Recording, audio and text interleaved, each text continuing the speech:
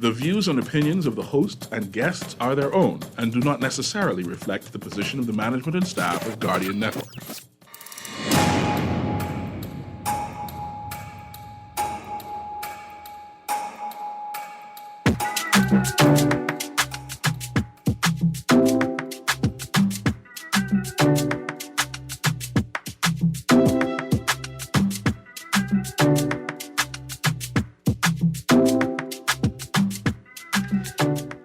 Good yawning this morning and welcome back to Guardian Radio 96.9 FM, your station for fresh news, smart talk all day. It is Thursday, the 8th of December, and you are Erin Greene on this Culture Thursday, and we've got a full day for you. I'm going to start off with a short interview about an event taking place this weekend. And then for Culture Thursday, I am going to have Dr. Nyambi Hall, Campbell Dean, and Stephen Dean, that's Popeye the Conch celebrity, as we talk all things conch. Because on the first day of Christmas, I hope my true love brings to me a whole big bowl of tropical salad, you see. That's what I'm wishing for. So we're going to be talking conch today. Joining me in the Zoom room are Mr. Nantino Thompson and Ms. Deandra Ambrista. Good morning. Good morning. Well, not Deandra, it's Kivante. Good morning, Kivante. Cash, good morning, ma'am. How are you? Hey, Erin. I'm all right. How are you? I'm good, thank you. It is great to hear your voice. Welcome to On the Clock. Same. Thanks for having us. So tell us, what's happening this weekend? Well, this weekend, we're having an event called Shaping Queer Stories, and it's an event that emerged out of talks. Jody had approached, Jody works at Turn Gallery, but Jody was having some conversations with us, and then she had a conversation with Deandra, and at the same time, simultaneously, I was having some conversations with Kivante. And after Deandra had gotten back to me about things Jody was talking about, Jody had made the space available. And so I took that opportunity and I was like, you know what? Okay, I want to do a collaboration. And Kivante had approached me about another project. And I was like, you know what, Kivante, I think that this would work. I don't know if you'd want to be a part of this. We could probably do something together. So I wanted to do something like an event where queer people could have the space to share their stories, because a lot of times our stories are marginalized. Yeah. And so that was the impetus around this event, allowing an interactive kind of game or a conversation starter, but also like engaging artists in their work. So it's the whole concept is so that we could get to know each other, because a lot of times, even when we're in the same space, because of our marginalization within Bahamian society, we don't have the time to actually get to know one another as people. And so this space is created for that. All right. Yeah, and mm-hmm. That's awesome. What's the name of the event? Shaping Queer Stories. Right, and you're gonna have a game show? Well, I'll let Kivante go ahead. Yeah. Morning. No problem. Yeah, morning. So I think like Natino kind of like got into like like the thesis of it and like breaking down like the forming of the event. So Natino had approached me about just this idea of facilitating conversation. And so in my like regular like day-to-day, I do PR work, and that PR work is like event coordination. And so like all about like creating events that could bring people together to facilitate conversation, but also like be interactive and like have fun. Yeah. So it's like, how can we facilitate a conversation in a way that allows like under the margins, specifically queer, trans, disabled people, to like come together to get to know each other, but under a premises of like fun, you know? Yeah. So this concept of a card game is kind of like we drawing on different concepts that we would find on like different YouTube channels, like questions being asked that inspires like the respondent to really like think about, how actually did I get into art making, or who was my first supporter, like when I said that I wanted to be an artist, or who was really my safe space when I came out to myself, or rather came into myself, like questions, prompting people to really just like think about it for themselves and really get to know themselves in a new way, but share it with other members of the community. Okay. So yeah, so it's called Shaping Queer Stories, and this like whole event is really just like a testament to community like dependability and creative collaboration. Everyone who is on the planning team and marketing team, as well as Turn and are like in-kind donators, Young's Fine Wine and all of that. Like these are people who are like strong allies, or people who are like fiercely like LGBTQI activists. And then in terms of just like choosing the artists who will help to really drive the conversation forward, because it's a card game, but we wanted to like say start with artists who are willing to be open and sharing like their artistic stories and just like coming into themselves. And thinking about like how we wanted to go about it, we were like, okay, this should be like a generational conversation. So we thought about you, Erin. We thought about other artists who will be participating, Renee Caesar, John O'Stirrup, Leanne Darville. So it's a conversation with generations, like, okay, how was their experiences like with their and they're like, you know, coming into themselves different from like, I guess, like younger generations. So that's how we kind of went about it. Okay, so we're almost out of time. Who are the organizers? Where is it going to be located? And how do I learn more information about it? Yeah, so the organizers are Natino, Deandra, myself, and Jody Minnesat, Team Turn, who will be helping to host the event, as well as Ramel Share. The event will be at Turn Gallery. That's on the Western Road. So I think the best way to locate Turn Gallery is to put it into Google Maps, and it'll take you directly where you need to go. But it is if you live in the east on the other end of the island. And the event is from noon to 5 p.m. So you don't have to stay for the full time. You could pop in, listen to a story, engage with someone that you know or don't know.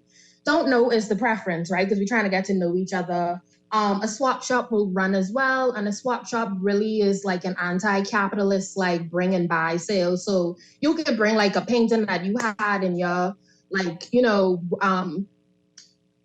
like I guess like attic or closet or anything like that from long ago, and you could swap it with someone else who brings in another piece of art, or maybe like a clothing item of that kind, and there's no money involved at all. And you said where, when, how? Well, no, the organization for queer resistance and fostering love through community. Yes. So I'll let Natino talk about like the formation of the organization for queer existence. Now we just have a few moments because I want you all to play my game show before I let you all go today. Okay. Awesome. So I'll make it brief. So Queer Resistance is an organization that I started. It came together seamlessly. Honestly, Erin, you had told me about doing something like this, and I was like, I don't really know if I want to do that, right? So I'd avoided that at all costs. But the universe had it that it came together. I didn't like it. Just honestly, when this conversation with Kivante started happening, it like Kivante, like the universe brought Kivante, and things just worked out, and it all started. She helped to sharpen my vision, and here we have it today. And then FLC is Kivante's vision. The project that she was talking to me about was FLC, and working with her. It's a community organization dealing with events for the queer community, and I was like, this is the direction that I want to head. And so that just briefly, that's how everything came together. So yeah. Listen, it's great. It's great to see young people organizing themselves, right? It's great to see young people. I can be honest with you. I love it. I love it that your young people say, man, look here, Erin old, you know. She need to rest, you know. We can start organizing. I'm so happy to see the community and moving in different ways, not organizing necessarily around politics, but organizing around fostering more community, you know? Yeah, I feel that. That's great. Okay, so as I wait for my producer to get in, you guys, I gonna wait for you. 1 second, 1 second, Mr. Look here, this conversation could be so good. Mr. Nuri even want to get in on it. All right, so my other guests have joined us. Good morning, Dr. Hall Campbell Dean. Good morning. I wanted to say Mrs. and Mr. Doctor, but we got Stephen Dean, Popeye, the conch celebrity. Look here, I'm so happy to see you. Okay, so my guests in the Zoom room, we're gonna start off by playing the How Bahamian Are You game, Conch Edition, right? And so the first question for Cavante and Latino is, y'all ready? Yeah. Yeah. Crack conch or grill conch? You say white conch or gray conch? No, Miss. Crack. She said crack. You already lose the game. Oh, okay. Crack conch or grill conch? Oh, I hear you. I can't choose because I really, really like conch. Yeah. Like it depends on like the weather. Like a grilled conch when it's like nice and breezy in the night, fine. A crack conch like when I just want have something hot to eat and it's regular weather. When you gallivanting. I got you. For me, I have to be really feeling it to eat conch. Like I'll eat bits and pieces off of other people's plate, but I don't really like conch like that. I'm sorry. I But didn't if think it has- was If it has you. to be a choice, it'll be crack. If it has to be a choice, it's crack. But rarely do I eat conch. Okay. I'm gonna be honest. Another one. Lime or sour orange? Just go on Probably the conch lime. salad. You see? The Tino, where you from? Oh no, just go on the conch salad, right? Yes. I'm gonna go with. I like both. If I'm gonna have a conch salad, I'm gonna do both. You have lime and sour orange on it. Yes. Okay, now I'm gonna bring my other guests into the game show as well because they're very excited. Okay. Now, I was scared to put this one on, but I say, you know what? If the people think I bougie, they think I bougie. Tropical salad or apple and white wine salad?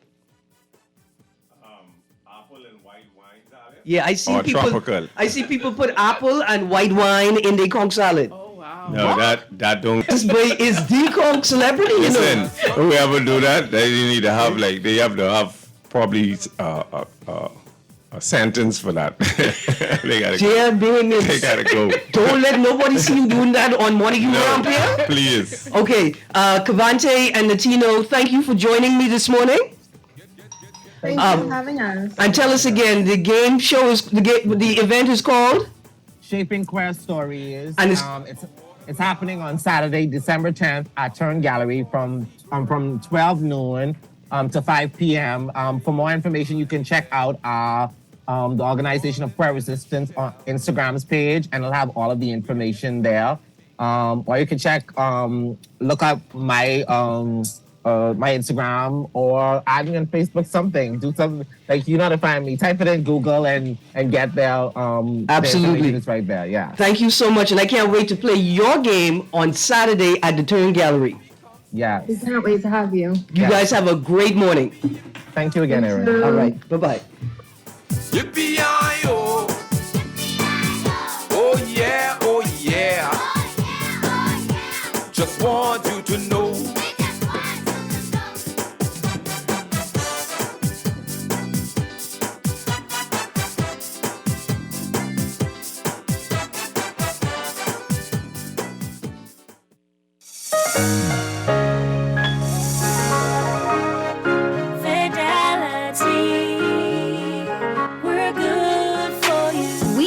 How important collecting your money can be to the success of your business. Start your relationship with Fidelity today so that we can show you the many options available to you with our merchant services.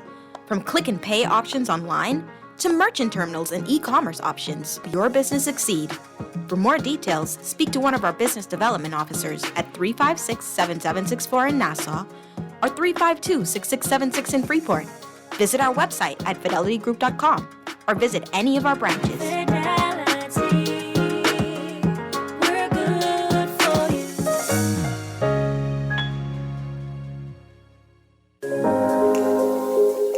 Love the show? Want to give your support? Become a sponsor today. Call 302-2300 for our rates and packages. That's 302-2300. Become a sponsor on Guardian Radio 96.9 FM. Fresh news, smart talk, all day. Remember Remember when Zoom was just a sound effect? When your living room wasn't your gym? When a cough didn't scare people away? That was the good old days. And thankfully, they are coming back.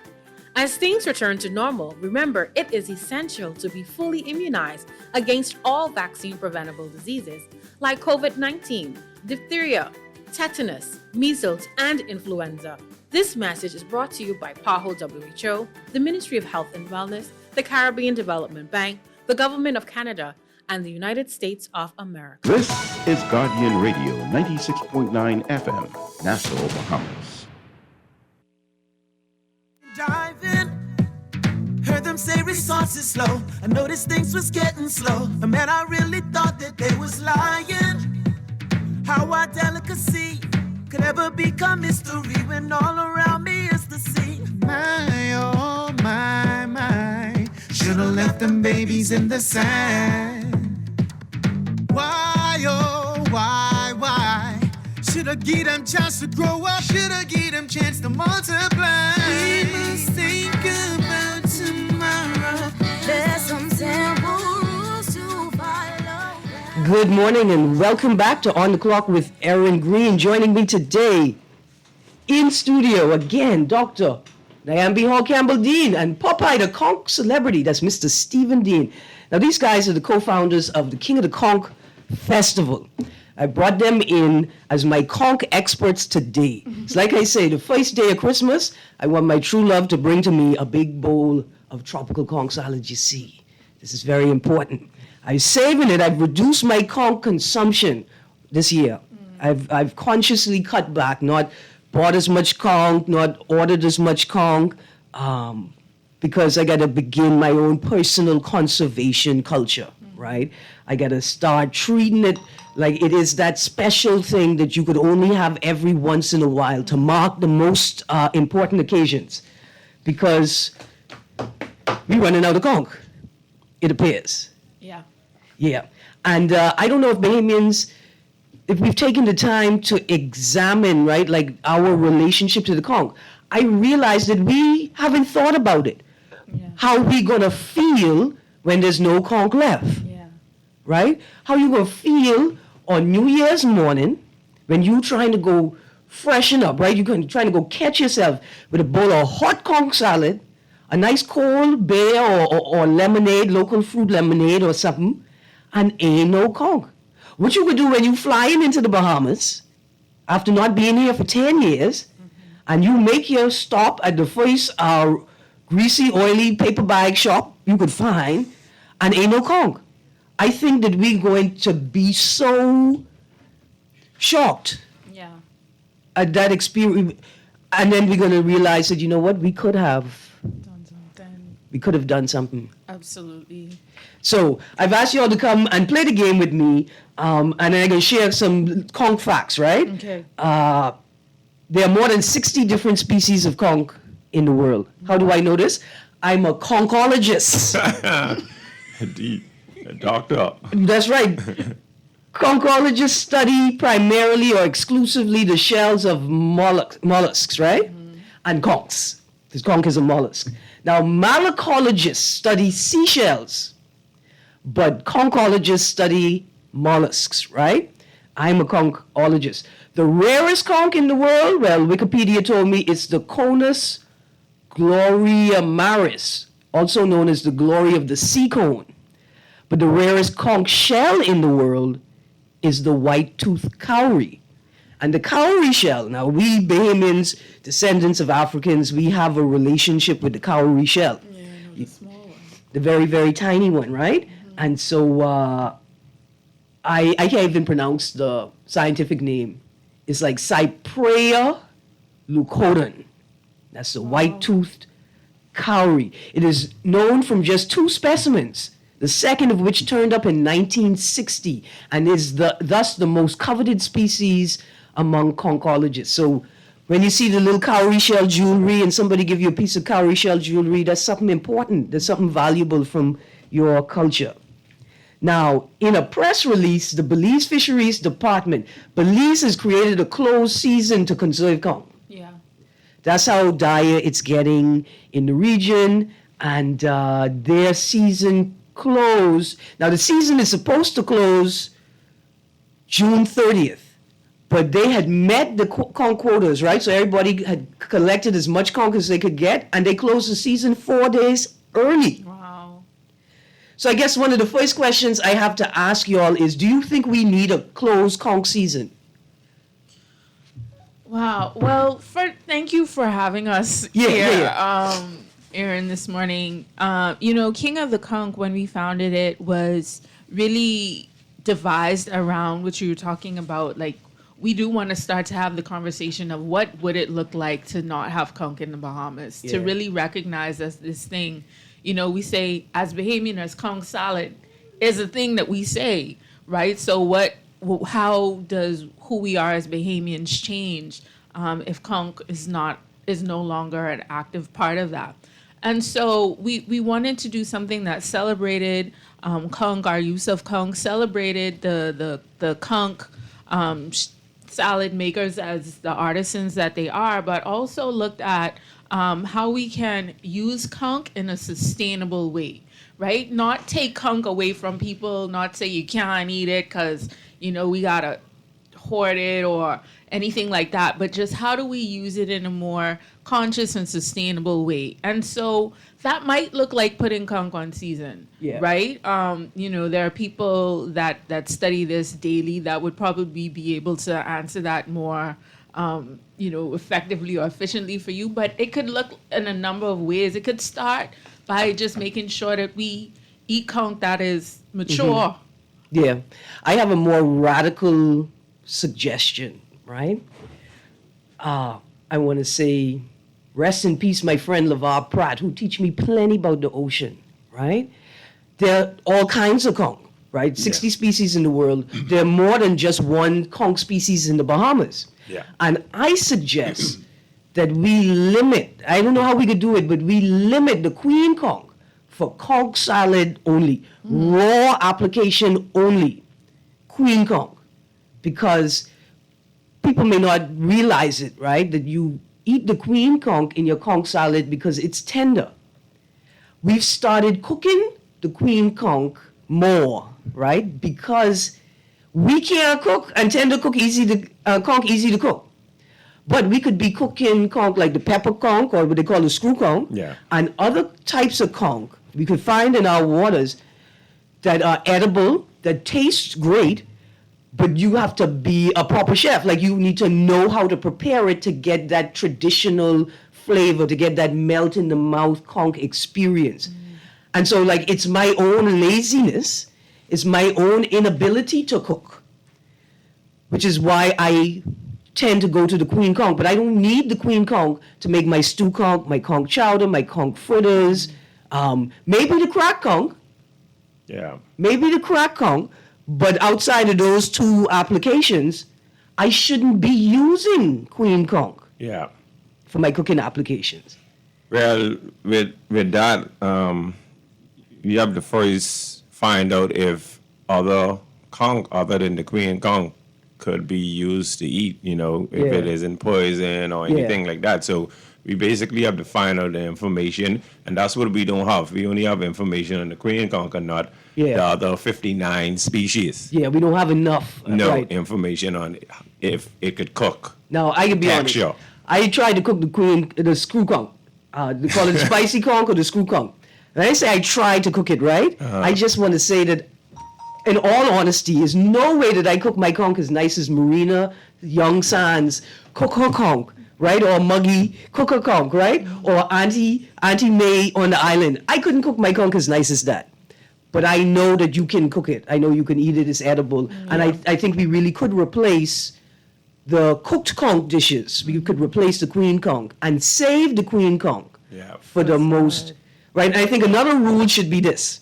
Now, dear conch salad vendors, conch fritter makers, don't get mad at me. I don't think you're supposed to be making fritters with the white meat of the conch. Yeah. You're supposed to be, I think you're supposed to be making the fritters with the skin. Yeah. And the white meat is saved for other applications. I think this is important for two reasons. I cannot be paying $5 for 5 fritters. $1 fritter. I can't. I want younger Bahamians to know that this is a crisis. There's something wrong if you paying $1 per fritter. I mean, I think that goes to, and Stephen, you probably could speak more on this too, like the way that we value conch and like even the cost of conch salad is kind of really underpriced if you think about how much it really takes to go into making, I mean, to getting conch as a resource.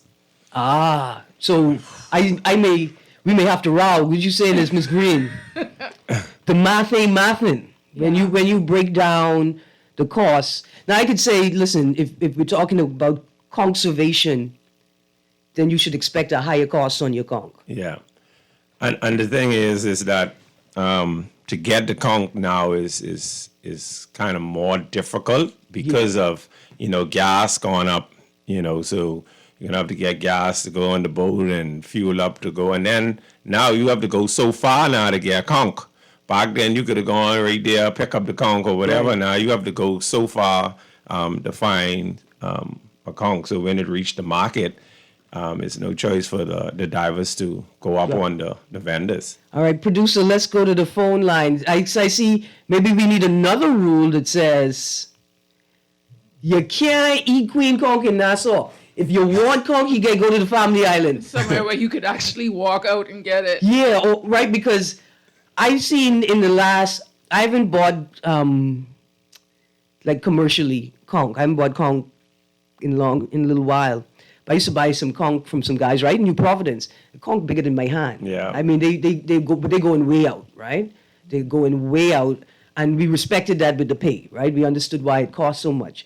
But maybe Nassau, New Providence should be restricted, right? And if you want conch, you got to go to the Family Islands for conch. The problem with that is that, a conch could only live 2 days, 24 hours out of the water. And the distance to get from some of the Family Islands to Nassau, to the market, time as they reach. But that's what I say. No, you can't eat conch in New Providence. Yeah. You have to go to the Family Island to eat conch. I think that's a good idea too, because it'll increase, revenue business for the Family Islands as well. You know? And it'll drive tourists or locals to go there. Island. So that's a good idea. Yeah, man. Imagine your Christmas pilgrimage is to go have conch. Yeah, the only problem with that, I closed down now. Boy. You're going to close me down. look how y'all going to relocate. You better build a campus in Eleuthera so they could relocate. So you have our Waukee closed down. That's 49 stalls. You get Port of Ski in there, 50-something stalls. Then you get everyone closed down. And I'm being mean to New Providence people, right? No. But maybe we would drive residents back to the Family Island. Yeah. I think a lot of people don't want to be here. But let's go to this caller. Good morning, caller. You're on the clock. You still there, caller? All right. Good morning, caller. You're on the clock. Good morning, Erin and your guest. How you doing? Good, thank you. How you doing? Good morning. And you all owe me for my cell phone. That's it. But anyway, the problem really ain't the conch. We got an abundance of conch out there, but the problem is we're fishing the shellfish wrong. We're fishing it wrong. Okay. We need to educate our fishermen, and we need to diversify their fishing methods, just like the Americans. We need to adhere strict laws and rules to the size of the conch that they take. Once the conch is not to the size of harvesting, you have to put that back in the water. If you're caught with it, they need to enforce the rules. It's the same thing with fish and lobsters and stuff. Instead of bringing in dead lobsters, shooting them on the shore, we need to introduce our fishermen to traps, like what the Americans do. They put down traps for grouper, this, that, the next thing. So if you take out a fish, a grouper, and is undersized, you put it back. You put it back in the water. I got you. We just need to diversify our fishing method. That's all. All right. Thank you very much. Yeah, okay. So listen, don't go. Don't go. I got a question for you. You still there? Yeah, on that cell phone. Don't worry. But what he means by that, Erin, is that the fishing methods, one of them that is in Bahamian, is what persons is doing. They crack the conch out, and then they take the shells and throw back on the conch grounds. And so what happens is if Erin walking going west and you see 1 million dead people, would you go that way? No. And so the conch is that smart not to go in that area anymore.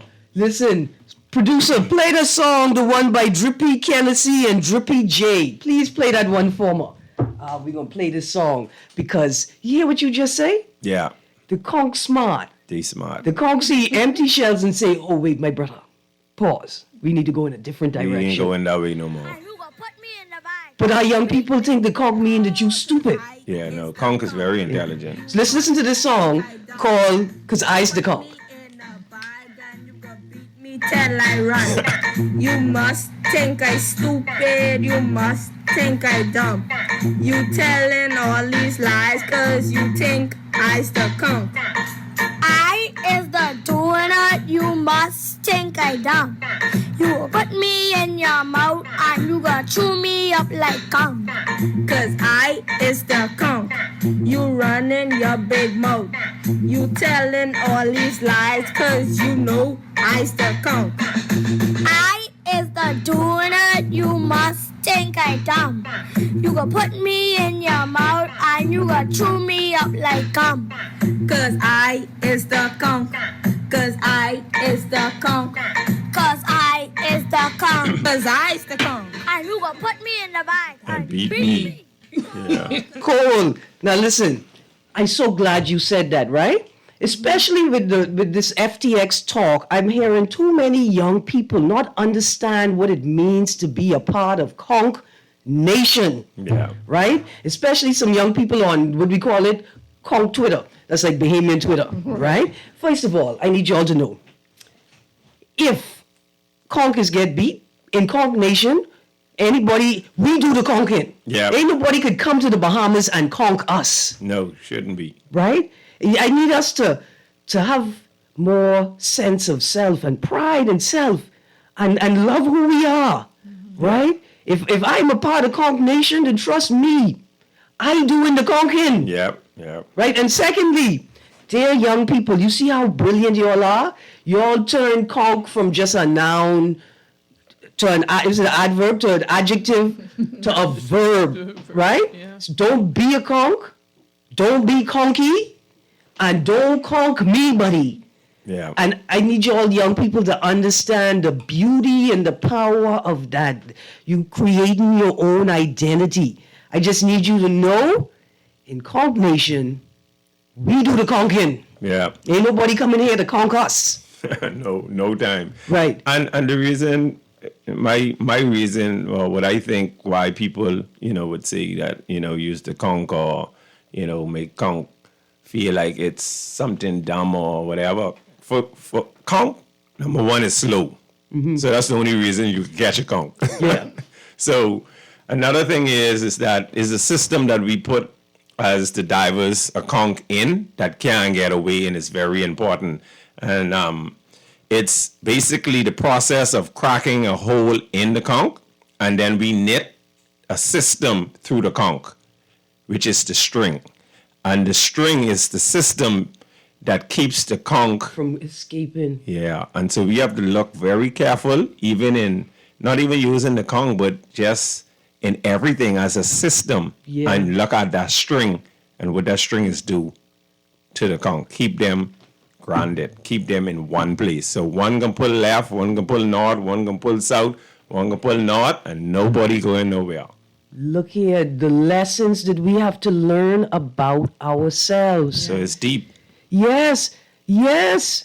Dear young people, The string, the string is the problem. the Not the system. conch itself. Just like this whole black crab syndrome. The crab ain't the problem. The barrel is the problem. All right, now we're getting somewhere. Yeah, young people. Okay, I got a call on the You line. look like you need an offering box and Yes. preach now. Yes.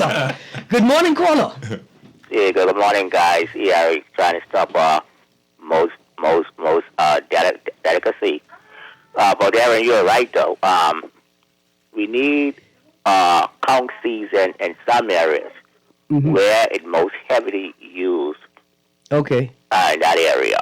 Okay. But not to say to put a whole season on it because a friend of mine told me in the southern Bahamas, there are so many conchs that they dead on the beach.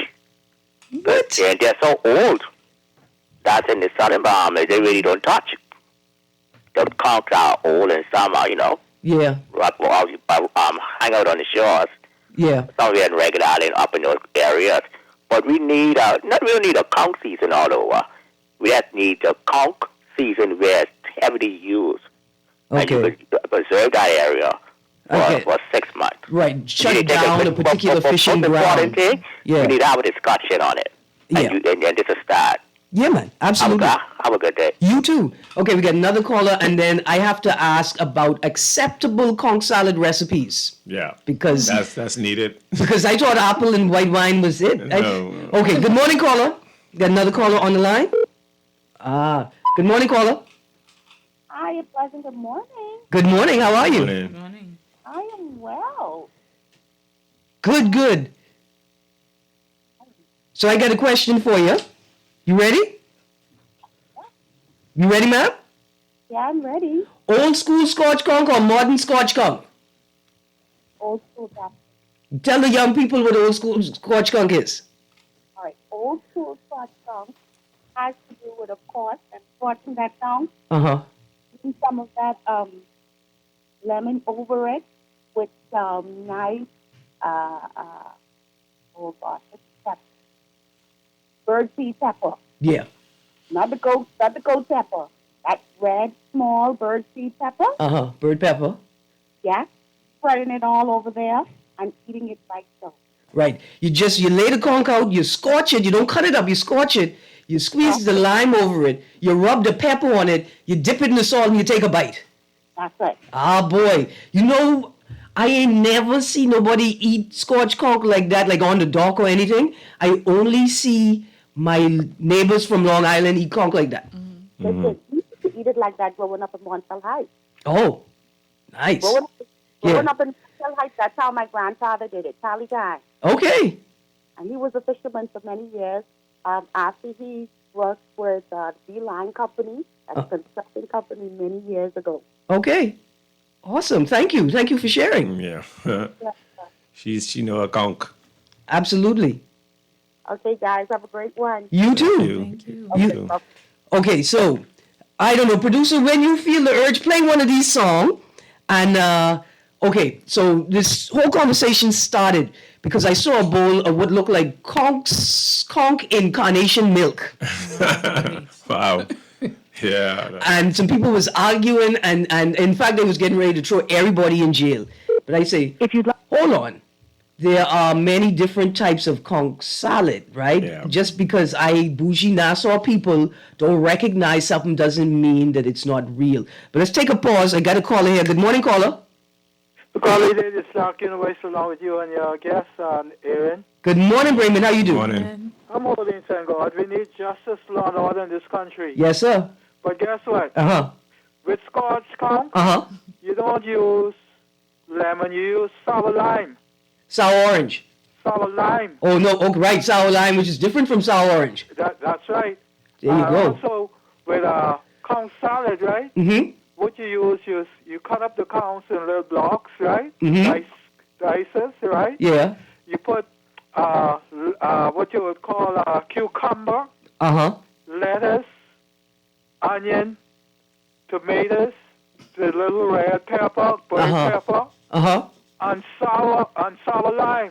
I got you. The real conch salad. That's three conch salad. That's the Bahamian conch salad. Bremen. Other than that, you're joking. Lettuce, Bremen? No, I didn't say lettuce. I said No, that was okay. That was a mistake. Tomatoes. Tomato. Cucumber. Onion. And burnt pepper. And sour lime. Yes, sir. Okay. That's a real conch salad. Okay. And you could throw your little celery. I said again. You could throw your little celery in there too. That's the old school way. Yeah, you could put celery in it. Yeah. But you can put celery, sure. But the thing is, that's the main conch salad. Yeah. You know. Okay. And that got to be hot. The pepper gonna make it hot. Right, because little children, you gotta be adult. If you can't eat this, I mean, it's just too bad. That's right. Right, that's what happened to me. So if somebody not making that, they're not Bahamian. Okay. Yeah. Okay. Thank you, Raymond. The only thing with the block dice is, it's difficult to consume, and then especially if you don't get no back teeth. Yeah. So to bite it, to try to get it. So yeah, that's why they scotch it in. I will say, the last King of the Conch festival I went to, I had to pull for Yellow Culma from Montague Ram. Yeah. First of all, because I'm from the East. Yeah. Right? Yellow is my boy. That's my one too. Right? But that salad, that dice he's put on, that little small mince he's put on, that conch, man. Yeah. And I know people who's traveled from Coral Harbor to get that. Yeah. Yeah. When you got your conch salad person, listen, when you got your conch salad person, you got your conch salad person. Right? It's a relationship. Right. And so, but for me, I grow up, I like fresh conch salad, right? I like to go, you make it, and I'm ready to sit down and eat it, right? I need some pink grapefruit. The set days get from the abandoned farm in Andros, and a piece of pear and a piece of pink grapefruit with a traditional conch salad. And I need it fresh straight from the cutting board. But older Bahamians are used to, some of them are used to a conch salad that sit for a couple hours, right? Like if it don't sit in and marinate in the juices and become a real ceviche, right? That ain't for them. Yeah. And so like my mother would religiously every single Saturday, and people, this is how you keep the culture alive, Every single Saturday, a small cup of conch salad, one of them said that sit and marinate, a bag of fritters, a piece of potato bread, and a piece of fried fish, like one snapper. Yeah, everybody hungry right now. Every Saturday, right? And then she buy only one serving, Yeah. Only one serving she get of each thing. But then you learn to share. Okay, let's get to the questions. Well, no, let's get to these recipes now. Okay. So, pickled conch salad. That's from the north, right? Yeah. Now, at first, there's people all over New Providence saying this don't make any sense. What you mean, pickled conch salad? But I need to let the whole of the Bahamas know that the McLeanstown Conch Cracking Festival is 50 years strong. So the people in Grand Bahama know what they did. Yeah. They've been cracking conch for a little while, right? And they had a pause for the pandemic, but they came back this year. And Monday, the 10th of October this year, they returned, the Crack Conking Festival returned to McLeanstown under the theme 50 years and still cracking. Wow, that's nice. Yeah. One of the things we wanted to do with King of the Conch as well was really to try and highlight the diversity of conch salad, right? And really tell the stories. There was some people there from Eleuthera saying that they used to put watermelon in conch salad. At the King of the Conch Festival, there was a friend of mine. He was from Exuma. No, Eleuthera. And he was saying that, they used to put the watermelon. I don't see where that go. Maybe they put the watermelon rind, right? Maybe you get right at that rind cut with a little bit of pink and a little bit of rind in it. Because you want to use more fruits that is citrus. Yeah. Yeah. And, watermelon is more water. So I don't see what where are some other types of salad that could go. In Bimini, they don't use regular salt and they don't use sour orange. They use garlic salt and just lime itself. If you go to Bimini, you go to Start's Conch Stall. Yeah. Yeah, that's Fabian. Yeah. And they don't use just garlic salt. Yeah. And lime. That's it. Okay, dear Bahama Games organizers, I know this is short notice, right? But a side event, every island team should have their own conch salad. Like they should have a selection of conch salad available. And that's what we wanted to. With the conch, King of the Conch, We wanted to bring all of the family islands together and bring them over to Nassau and just demonstrate how they do their way of conch salad. Okay, so watch this. I got a text here. It's a bit incendiary. It says, Erin, it's sour lime, which is almost extinct. Listen, I know I used to have sour lime, sour orange tree in my yard. Yeah. And no, this is caps. No Bahamian has used cream or milk or anything foreign substance in conch salad. They need jail. This is our sacred recipe. Now, dear texter, watch this. Jail. I hear what you're saying, right? It's something about putting mayo in conch salad that don't seem as foreign. I haven't tried it yet, though. Ain't nobody would actually buy me conch to put mayo in. But what I'm saying is it don't feel as foreign as it sounds. Every time I hear somebody say they put mayo in conch salad, I think of crawfish salad. That's it. I could be honest. That's exactly what it is. So I think that could be acceptable. You don't think that could be acceptable? Yeah. Putting the mayonnaise in conch salad is like what you say. It's crawfish salad. If you close your eyes. Yeah. Is crab salad. Yeah. It's just the person who's making it, putting the mayonnaise in it. They just using too much lime juice or they use too much juice, and so when they do that, it makes it look like cream. Right. It's too watery. Right. So it's not cream. It's a mayo. It's a watered. Yeah. Now, there's some northern diasporic changes where people are putting red stuff in the conch salad. Oh, is that in Miami? Yeah. That's tomato juice. You remember the can VH tomato juice? Yeah. Yeah. In Miami, some part of Miami, we have persons putting VH juice in the conch salad. See, just as you said it, I thought of a Bloody Mary. Right? I mean, it does sound blasphemous, right? But then I also thought of a Bloody Mary. See, because real drinkers, not me, I am not a real drinker, but I know real drinkers, and they like a spicy conch salad. So, like, sober them up. Yeah. Right? But like a Bloody Mary is what you hear the dog, you come in at the back end, try Sobe. I like it. It is blasphemous, though. I'm torn internally. But I got a caller on the line. Good morning, caller. Good morning, Erin, Greene, and your guest again. Good morning, sir. The question need to be is which island make the best conch salad? Man, you know I got that on the list, right? But you're right. Which one you say? Sir, which one you say? Bimini. Bimini? Bimini, with the garlic salt? Watch out with the Biminites now. Yeah. They use two types of conch. They use the lamb conch, which is very, very, very tasty, or they use the cream conch. But when they cut their tomatoes for the conch salad, they take all of them seeds out of it, and they just use the flesh and the skin. And they're using the lambus. Yeah, they make a mean conch salad in Bimini, buddy. Okay. I just called to say that. Thank you. All right.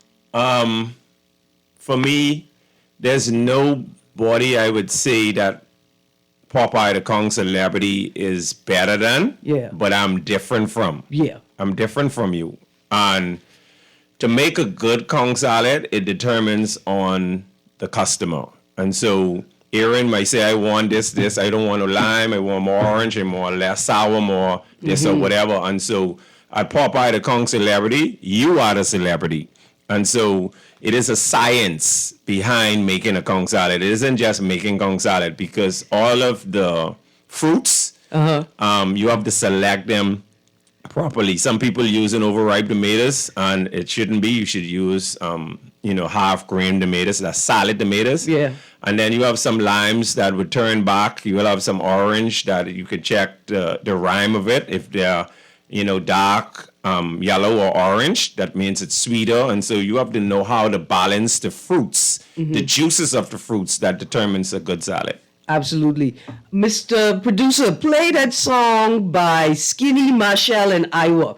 Now, conch isn't just special to the Bahamas, right? Conch is something we share with our regional brothers and sisters. The food, culture, the sort of economic trade culture, and then even the war culture, right? Even culture. And so I found a song by Marshall Montano, Skinny Fabulous, and George Iowa called Conch Shell. Wow. And I just thought, look here, play this. Producer, play that one for me, please. And see if I can find some questions for you because the game show is not over yet. You come prepared. Yes. You did a lot of studying. Got to. I is the conch. I'm the conchologist. Yeah. And the conch.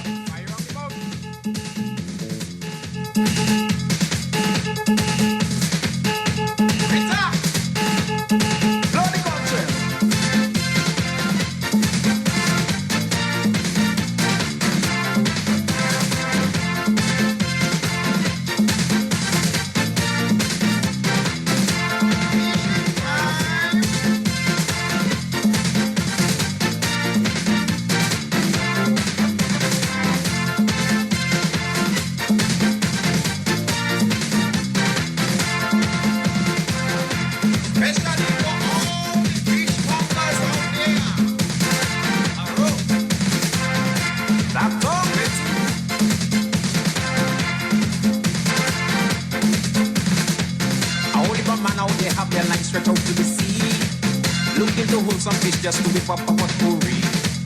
I like me fish well boiled, cannot stand it in too much oil. So I get out me seasoning to do some Creole cooking.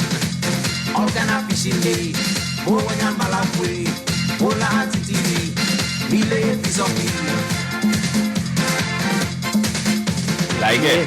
Thank you, producer. Yeah, man. Yes. And I need Bahamians to sort of make the connection, right? You sing about what's important to you.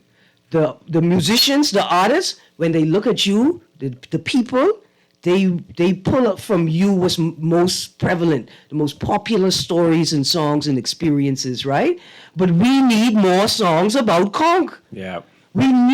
Our children need to know that conch was the thing, because every other song we have is about conch. And any type of conch, right? If I sing a song about how the gal conch you, how the gal tried to conch you. Yeah. Right? How she thought she was the girl and she didn't know you was the conch. Huh? Yeah. I say you got some good ideas. Right. This would be the biggest part of us. I think just bringing in more consciousness again about conch and how we use it. I think we could see that in the way that Arawaki has changed and morphed. It's not, what it used to be. Yeah. For the better or for the worse. That's the argument, somebody else could make. But I think that one of the things to note about that is that when you don't pay attention to the details and the aspects of your culture, they can change in ways that you might not want them to change. Yeah. And so we just have to be really conscious and aware of how we're using these things. And that's what King of the Conch was about, bringing that awareness, about saying, okay, this is a part of our economy, but it's also part of our orange economy, right? Like these people are artists to say, okay, how much lime, how much orange, to find that real balance. And any good chef knows that the hardest dish to make is something that has very few ingredients, right? So how do you do this? How do you make it special? And then the presentation of it also, right? How you cut the fruits and how fast you can make it just the theater of conch salad. Oh, yeah. So, all of these things are special, but we take it for granted. And look here, that's one of the most popular parts of the King of the Conch. And in fact, I'm renaming it the Queen of the Conch Festival. Queen of the Conch Fest. Yes, we didn't talk about the women. Right. Yeah. And in fact, look here, you see the baseball game last night. I don't know what happened to y'all, but I have a suggestion. What we're going to do is we're going to put y'all in timeout and focus on the women athletes. Queen of the Conch Festival. It was fabulous, man. Y'all need to go and watch Bahamian women crack conch and cut up conch for conch salad. That's a beautiful sight. Right. And what the thing from that festival that I want to do as well, we need to have a call-in festival. I want to say good morning to Dottie and Bobby from Montague Ramp. Dottie. Yeah. Y'all have ever heard Dottie from Eastern Road, right? Snapper, come get your grouper. Yeah. That's a tradition. Yeah. And Dottie got that, man. And that's something that was out at the Conch Festival as well. And I loved it, man. Yeah. I loved it. Okay, so we sort of almost out of time. Yeah. Right? First thing is, when are we going to have another King and Queen of the Conch Festival? As soon as we can get some sponsorship, be on it. Okay. Send a shout out to the winners, the last winners from the King and the Queen of the Conch Festival. So I like to send a shout out to Shani, who participated in there from Bordersky Dock. We also have Cece, who was the winner. From Portersky Dock. She was in the Queen of the Conch. Big shout goes out to Dino Gambia. His crew was out there in full effect. It was really good. So, we had Yellow from the Ramp. Yeah, boy, my boy. Yep. He participated, but he was that good, so we didn't allow him. The conch shell blowing competition. It was awesome. Yeah. But what I want to say, that is, a serious topic on the conch that we really need to discuss is that who is making conch salad? Is it Bahamians?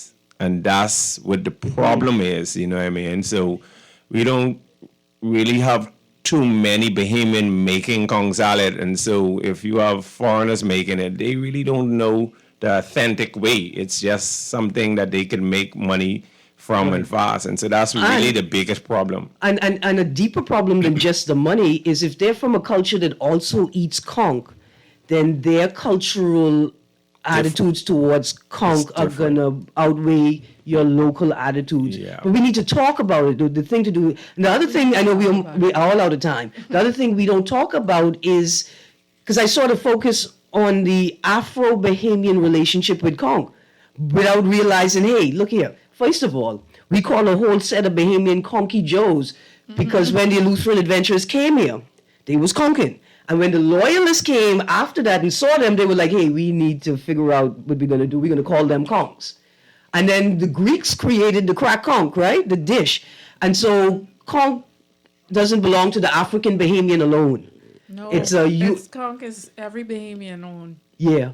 Absolutely. Yeah. Absolutely. And I got a text here say, except for people who's put cream in it. A text said, the conch don't belong to y'all. And don't ever put orange juice from the Bottle. can. I think it's Bluebird. Yeah. Oh, you going to jail. Okay. Whoever putting that in there, going to jail. Yeah, I would sort of with y'all on that. Listen, if you got to go tea for orange and leave a letter that say, national duty, I needed this. Yeah. Do that. Okay. I'm so sorry we are all out of time. Producer, play one song to lead us to the break, please. I wish I could teach some of Mr. Cecil Newry's Guardian Radio AM hour, but I can't. I got to have you guys back. We got to continue talking conch. Yeah. This was so much fun. Yeah. Thank you. And now I could say I am a real conchologist. Yeah. Because I studied under the king and the queen of the conch. And you got that. You really is good. You guys have a great day. Audience, you stay tuned. Producer, take us out of here. Yes, we is a conky nation. We need the vast conservation.